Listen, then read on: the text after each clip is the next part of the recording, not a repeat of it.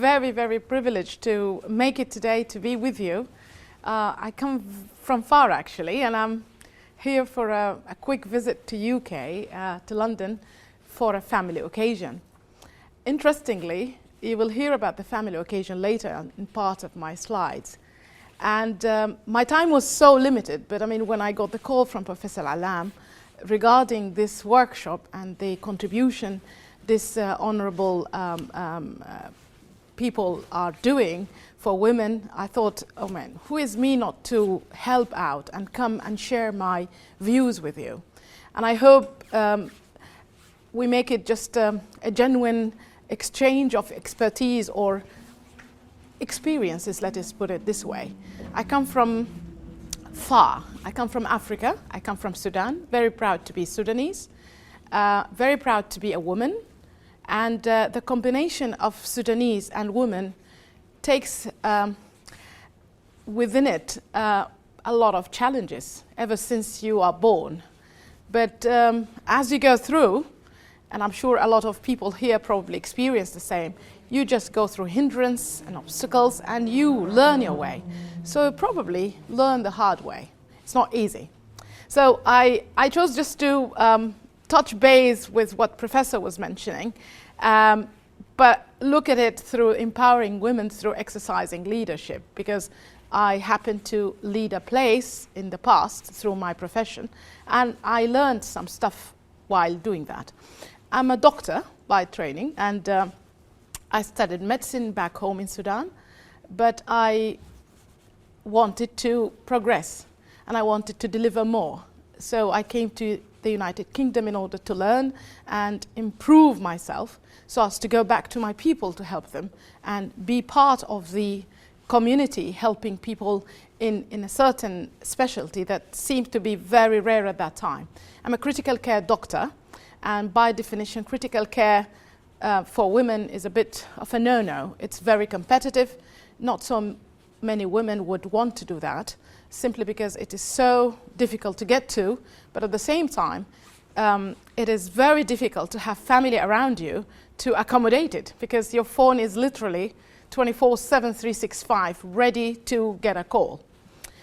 I chose this as my starting slide because this is how Sudanese women are envisaged these days, because a lot of people didn't know about Sudan up until recently. Some people didn't even know where Sudan existed. But after we had the uprising, the Sudanese image started to be better, and especially for women. And this is a Sudanese woman who is wearing the Sudanese national dress, which we call a tobe.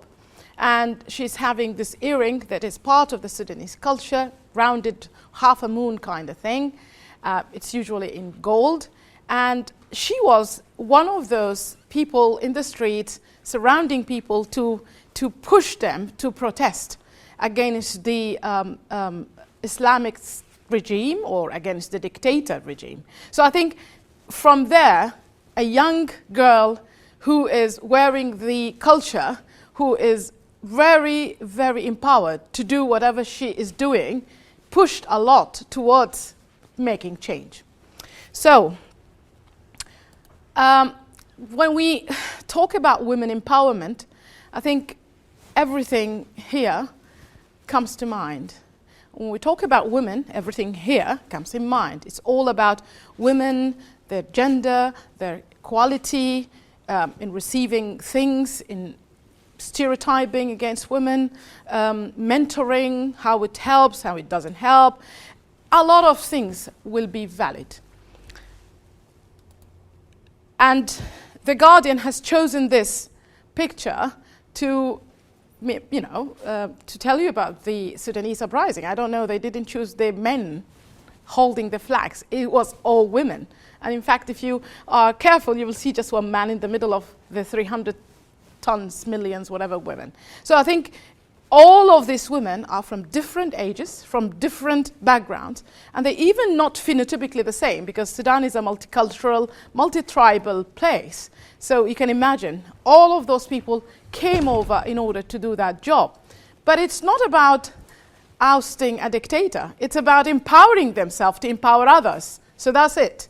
They empowered and they made the change. So change cannot happen without being empowered. So to me, for women to become effective contributors in the society, it takes a lot.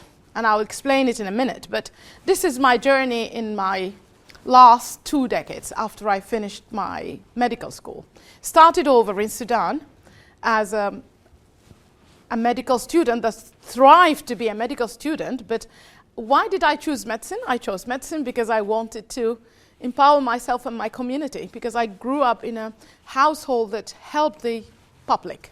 My grandfather was a guy who had a company that builds houses, that constructs places. Well, in the Sudan in the 1960s, construction was a big thing. But that guy was the same guy that started from scratch, being uneducated, and worked his way to come to the center to build his company.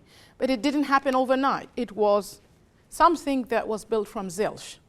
But this guy was brought up by a lot of women. One of them was his grandmother. And in fact, her name in Arabic was called Haddadiya. And the literal translation was an iron woman. So in essence, that woman had it within herself to be a leader in her tribe. She was the knight of the tribe. She made them grow up having values that are different to others. And she made a guy that impacted a lot of people. One of them is me. So I ended up growing in that household to make a difference, like how he made a difference to the whole of the community. And hence, I went for a challenge, and I came to UK against all the odds. A family that is very traditional. They never heard of a girl going abroad to get education. It probably was a taboo, and that was not so long ago. It was in the 1990s. And, you know, it was difficult, but I pushed my way through that difficult niche. And I thrived, although it was difficult. And you know, the first day you land in Heathrow, coming from a protected environment, being left alone, is really very challenging. You might just want to go back again the next day, especially when you're faced by the weather changes, the difficulty, the cultural barriers, the cultural changes, the shock, the cultural shock, let alone the fight within your field. My field is medicine, so I have to fight harder than the normal person, harder and harder and harder. It was always a hard fight until I finished my education, and I even thought, okay, now the specialty time.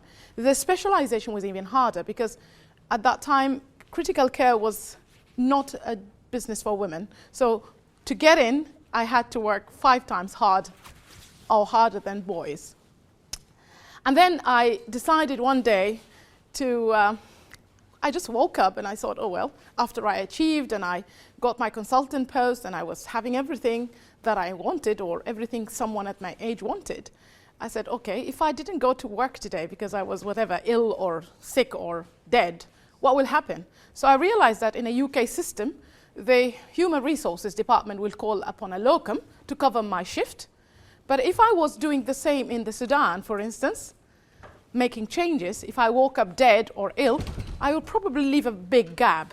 So I said, what am I doing here? And I just got on and put my resignation. And I started packing and I went back home. So I bounced back for 6 more years to Sudan, and I ended up starting a fight, a big fight. Fortunately or unfortunately, I was fighting the baddies. I was fighting a political system that was a very rough system, possibly rough against women more than men.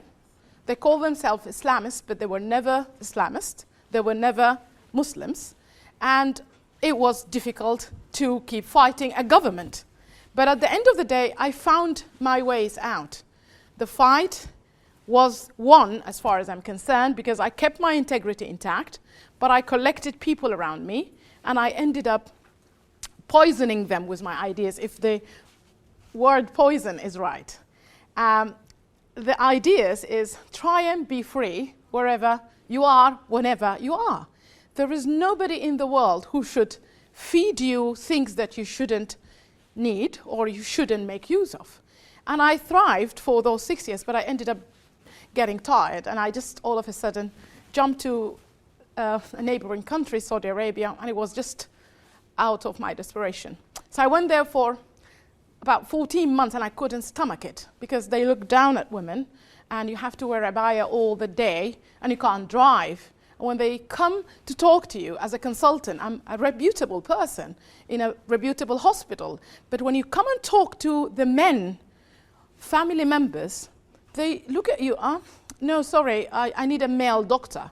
So in order for them to learn about me and understand that I can deliver the job, and I had to work harder.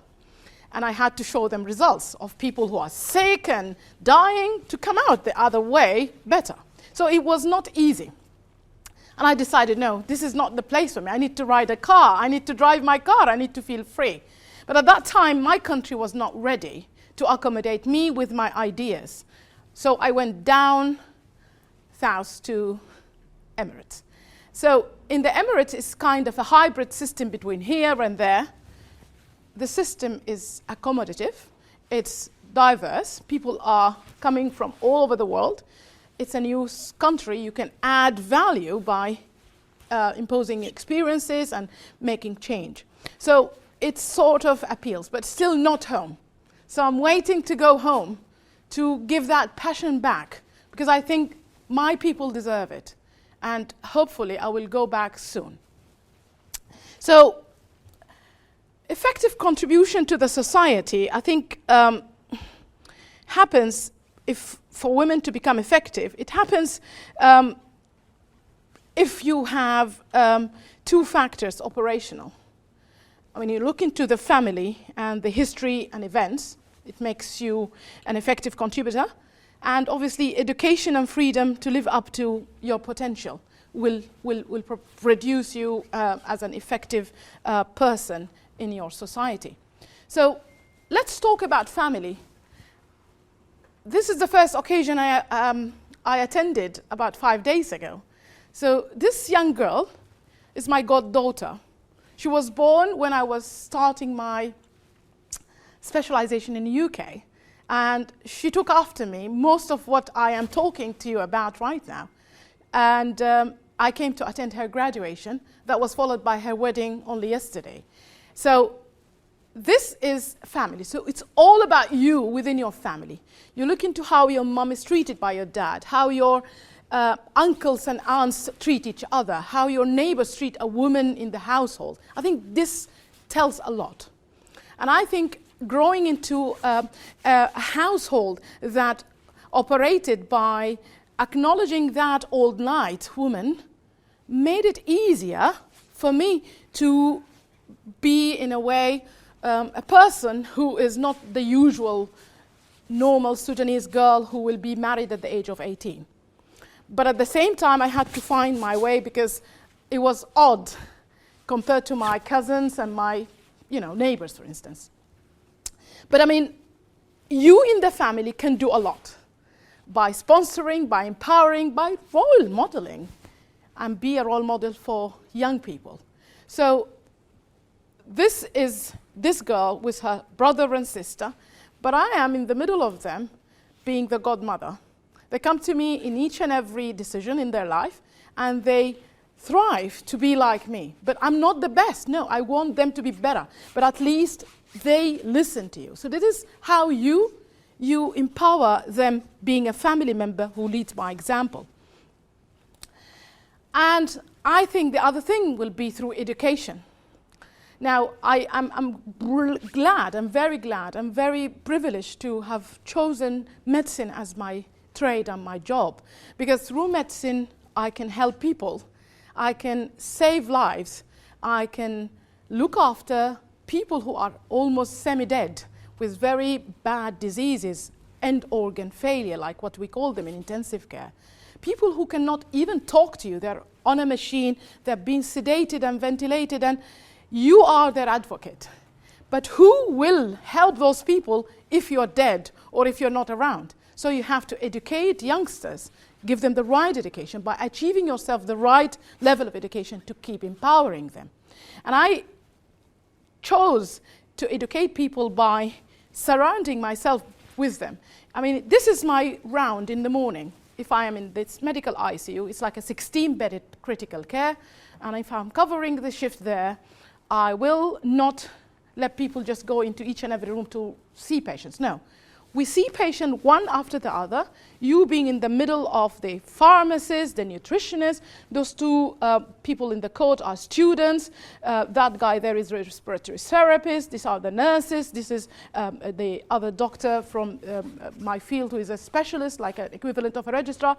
So by doing that, automatically you empower them. You exchange experience. You tell them exactly your point of view that comes out of 25 years of doing the same job in a glance of a second. And they leave out learning. They might not learn today, but if you keep repeating that, imagine how many people you will change and how many people you will teach. And I think being humble is important. Nobody will receive nothing. Nobody will be empowered by an empowerer unless if the empowerer is humble. You need, the hierarchy is like that, people are below you. How can you reach them if you're not coming to their level? If you don't make them feel that they exist, they're part of you. I mean, can anybody understand what could that be? Just a guess. A wild guess. Probably won't. Anyway, you can see people wearing scrubs.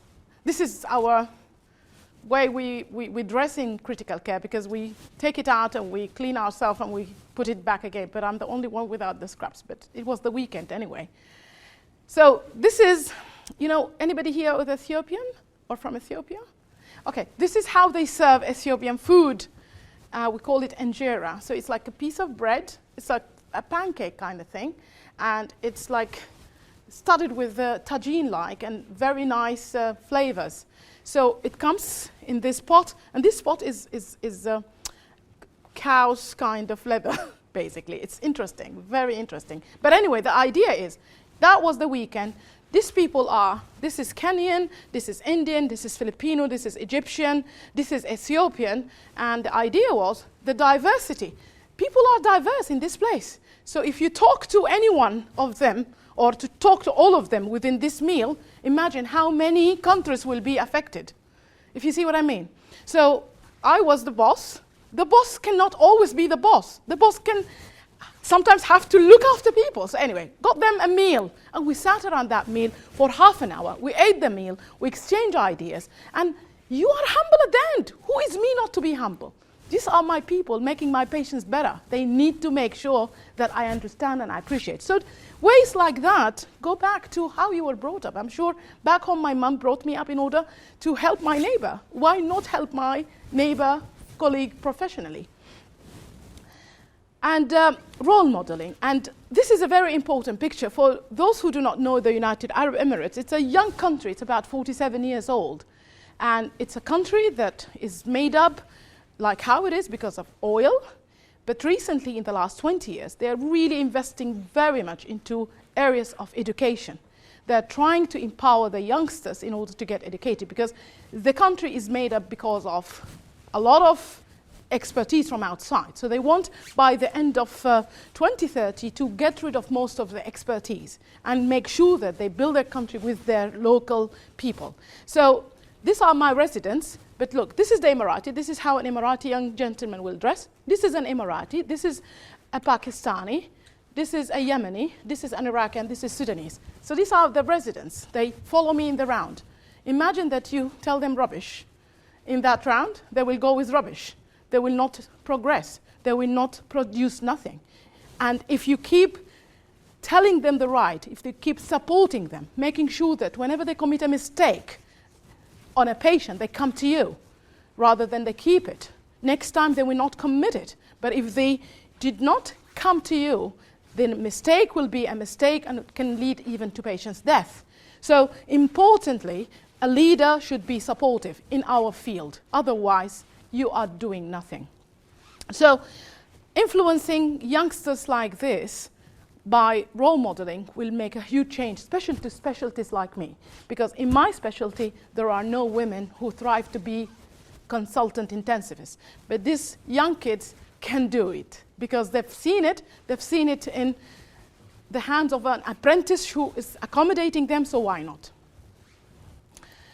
So basically, you need to let them comprehend their full rights while you're doing that. You need to make them define their sense of self. You need to define the relationship between their inner circle and the outer world. You need to make sure that the inclusiveness in the societal, the social, the economic, and even the cultural development. And this is always will make them have hope injected into them and faith injected into them so as to go ahead and progress, acknowledging issues like equality, for instance, and human rights.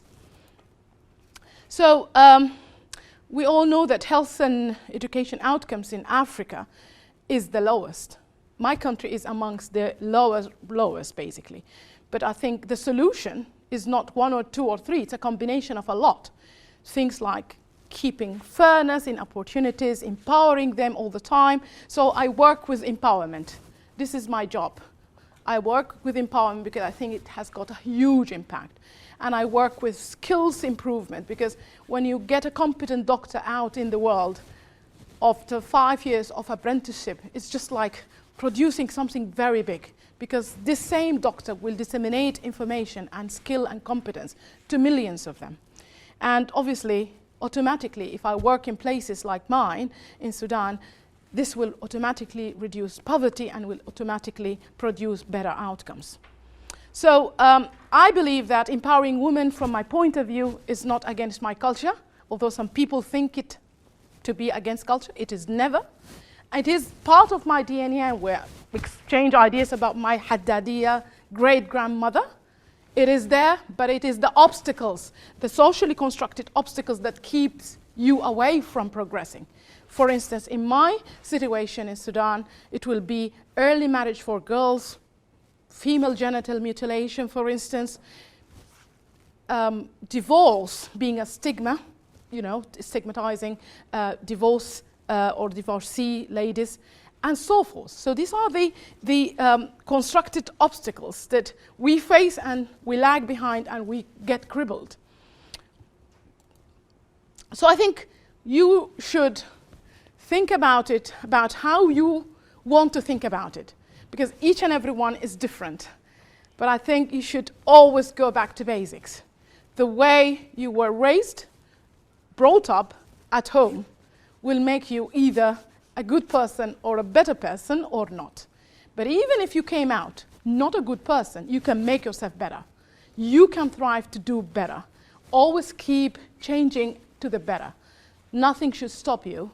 And if you are desperate, just keep looking for someone you adhere to and look up to. It will happen, especially if you have the push from the inside. So I leave you with this thought, and I'm very happy to take questions later. Thank you.